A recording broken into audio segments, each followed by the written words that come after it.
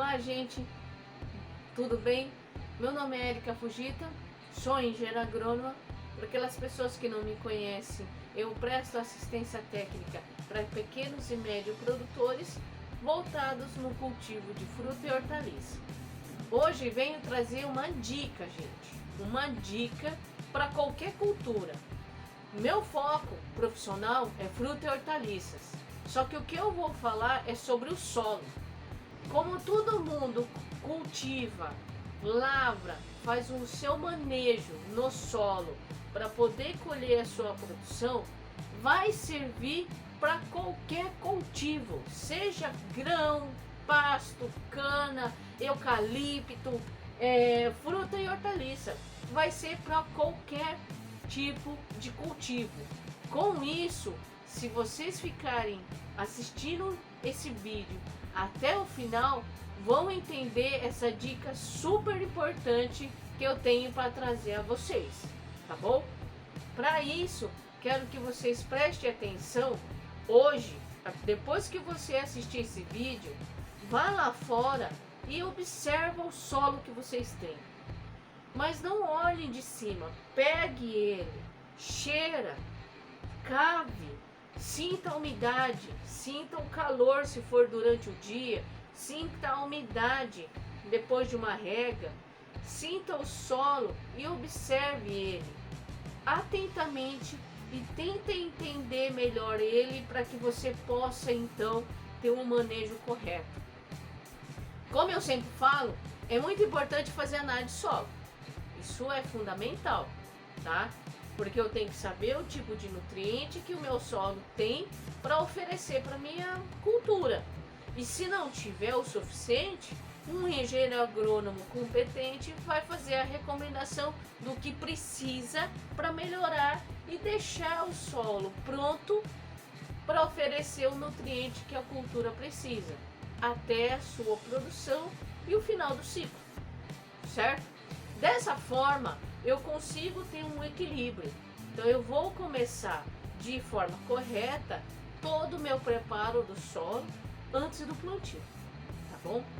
Um ponto muito importante que vocês devem ter observado, caso seja da zona rural ou não. Pessoas que não é muito da zona rural e não tem esse contato, pode ter alguma dificuldade de poder entender. Então aquela pessoa que comprou um sítio, tem um terreno, quer cultivar sua horta, seu pomar, então preste atenção nesse ponto que eu vou discutir e esclarecer, fazer com que vocês entendam toda essa dimensão, todo esse universo que é o solo, tá bom? E é um ponto que vocês não podem deixar passar desapercebido, tá? E eu vou começar com umas perguntas que eu recebo. Uma vez me perguntaram: Érica, por que depois que eu arranco, desmato uma área arborizada, nativa, e cultivo naquele solo que eu acabei de limpar, e a minha produção é excelente até a segunda, terceira vez. Depois disso já não consigo produzir mais. Já não tenho o mesmo rendimento como eu tinha acabado de tirar a mata. Daí você já tem que perceber o seguinte: gente, como que é o solo? Vocês imaginam entrando numa mata, certo? Mesmo que seja aquela mata que foi recuperada, e olhe para a terra, olha para o chão, ela vai estar coberta de matéria orgânica. Consequentemente, ela vai ter uma massa orgânica excelente sobre o solo, porque vai ter as folhas que caem das árvores, alguns galhos e gravetos que também acabam caindo, e até mesmo árvores que com o passar do tempo, por broca, cupim, qualquer outra ação da natureza, ela vai cair. Essa matéria orgânica toda sobre o solo, ela vai ser degradada, ela vai apodrecer.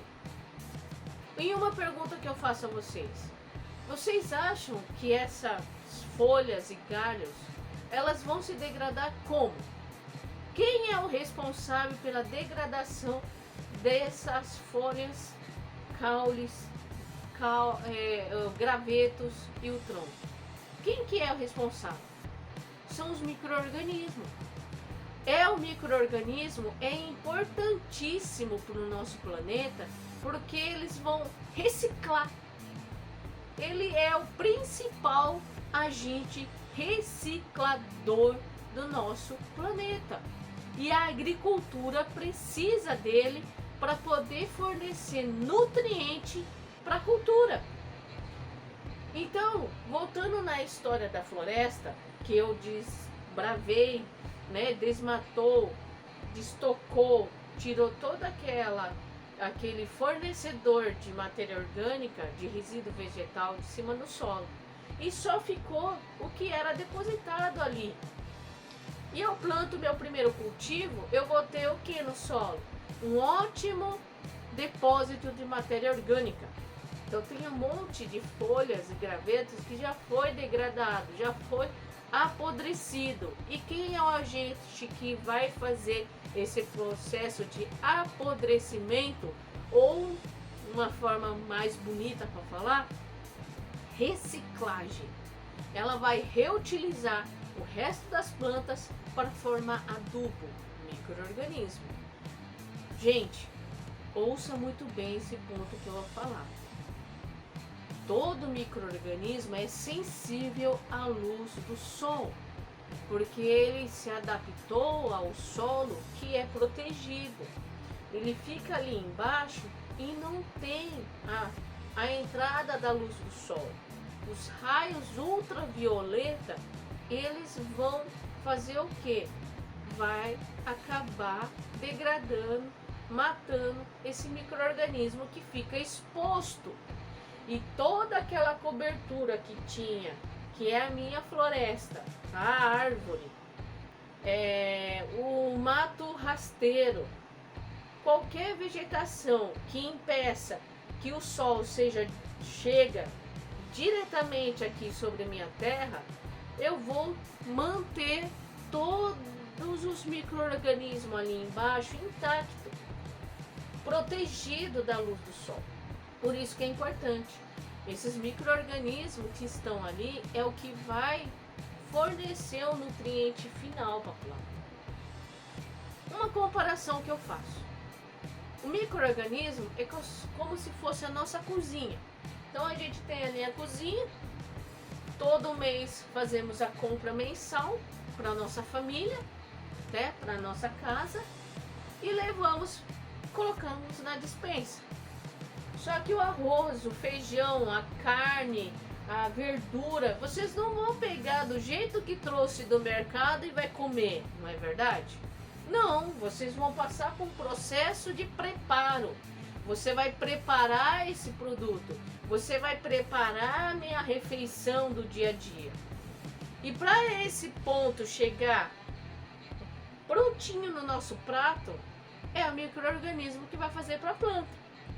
No nosso caso, a gente vai cozinhar a batata, cozinhar a carne, cozinhar o arroz, cozinhar o feijão. Ele vai passar por um processo de calor e vai ficar pronto para a gente se alimentar. A mesma coisa acontece no solo. Sem esses micro-organismos, a planta não consegue absorver esses nutrientes. Entendeu? Não tem como, até mesmo oferecendo adubo químico.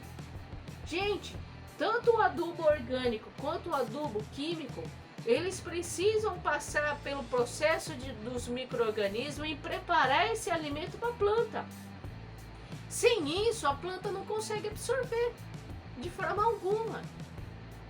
Então, pensem bem, a terra, o solo que vocês cultivam, é onde vai sustentar a planta de pé.